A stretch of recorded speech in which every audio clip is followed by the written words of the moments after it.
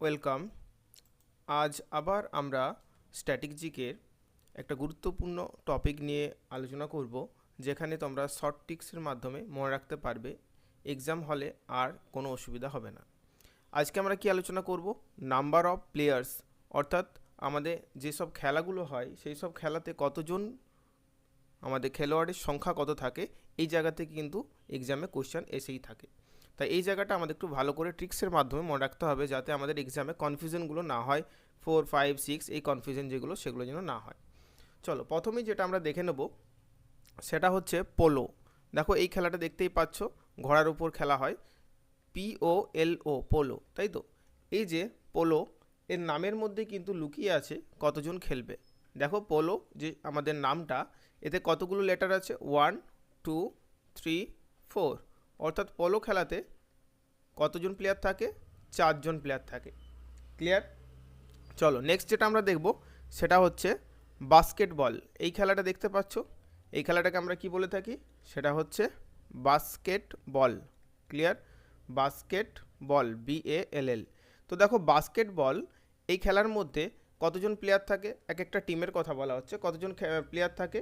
তো এটা আমরা কীভাবে মনে রাখবো? দেখো, এখানে কতগুলো লেটার আছে? 1, 2, 3, 4, 5, 6, 7, 8, 9, 10। তো 10 জন আছে, তাহলে এটা 10/2 করে দেবো। তার মানে কি, এক একটা টিমে 5 জন করে প্লেয়ার থাকবে। ঠিক আছে? 10 জন হলে 20 জন, অনেকটা বড় হয়ে যাবে। এর গ্রাউন্ড তত বেশি নয়, ইনডোরে ম্যাক্সিমামটা খেলা হয়। তাই মনে রাখবে, এখানে 10/2 মানে হাফ করে দেবে, ততজন করে এক একটা টিমে থাকে, 5 জন করে এক একটা টিমে থাকে। ক্লিয়ার?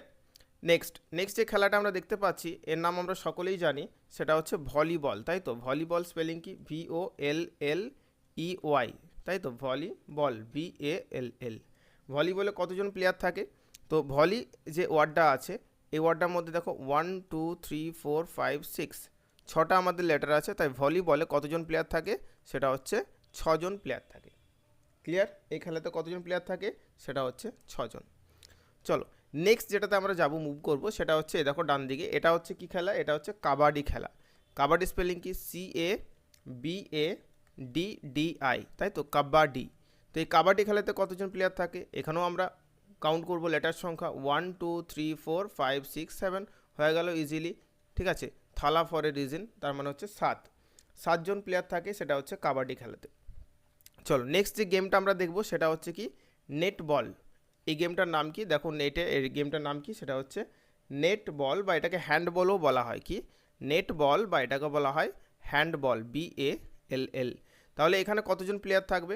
এখানেও আমরা লেটার কাউন্ট করব, কতজন আছে। দেখো, এখানে নেটে কতজন আছে? 3, আর বলে হচ্ছে 4, মানে 4 + 3, তার মানে হয়ে গেল কতজন? সেটা হচ্ছে 7 জন।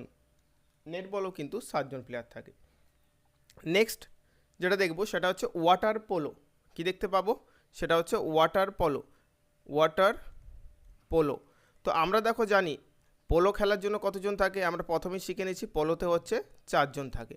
এবার ওয়াটারের যে ডাব্লিউটা আছে, ডাব্লিউটাকে তুমি ঘুরিয়ে দাও তো, রোটেশন করে দাও, দেখো এরকম দেখতে হবে কিছুটা। তো দেখো, এখানে 3, এখানে 4 হয়ে গেল। তাহলে 4 আর 3 কতজন হয়ে গেল? 7 জন। তাহলে এই রোতে যতগুলো বললাম, সবগুলো কিন্তু 7 জন করে খেলা। তাহলে কী কী আছে? কাবাডি, নেটবল এবং ওয়াটার পোলো। মনে রাখার ট্রিক্সও বলে দিলাম। এদিকে দেখলাম পোলো, বাস্কেটবল এবং ভলিবল। ক্লিয়ার? ওকে, আজকে এতটাই থাকবে। নেক্সট দিন আমরা আরও কয়েকটা যে গেম আছে, সেই গেমগুলোর শর্ট ট্রিক্স নিয়ে আবার হাজির হব তোমাদের সামনে।